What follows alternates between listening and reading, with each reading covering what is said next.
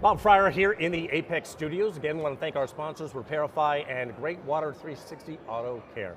We are joined right now by Roberto Caravati from Brembo, and we love show and tell here, by the way, in the AAPEX studios, and you've brought along a big award winner for Best Problem Solver for Import Vehicles. What was the problem and how did you guys solve it? Okay, first of all, thank you for having us here Please. today. Our pleasure. So the problem is simple. I mean, battery electric vehicle, they have a completely different braking mission profile than combustion engine. So they tend to brake far less because of regenerative braking. Okay. And basically that leads to less interaction between the pads and the discs, so potential rust corrosion. So the problem is rust. Okay. And rust and corrosion. Rust and corrosion. Okay. So rust leads to corrosion that may end up to endanger the ability to the brake system to function in a proper manner. That's a bad problem. That's a bad problem indeed. So what did we did?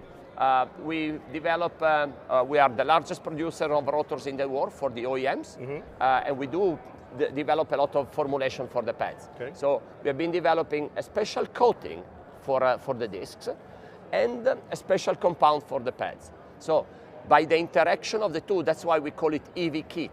It's called electric vehicle kit. So it's a solution for battery electric vehicle. So this is the interaction between the pads and the discs allows avoiding the corrosion up to 63,000 miles or 100,000 kilometers. Okay. So we can ensure no functional defects related to rust and corrosion on any battery electric vehicle. So the development was the pad itself, you changed how the pad is made, is that correct? No, it's both. It's a special coating on the discs and the formulation of the pads. So in the future there will be more and more. I mean, friction is all about the interaction between a friction material on the compound on the pads and the surface of the disc. So in this manner, there is a milder interaction of the two. So the pads is braking, but is not removing the coating. So this is allowing the 63,000 miles without problems. Is it a mechanical change that you've made, or is it more like a chemical, I suppose, It's more chemical in this case. Good. Yeah, because, I mean, the compound, the magic in any pads is into the compound. So in this case, you can have up to 30, 40 type different of elements into a compound of the pad. And you are right, also on the coating, it's more chemical. It's a specific coating that you put on the surface of the disc. Now, is this launched yet, or is it? Indeed it is. Okay.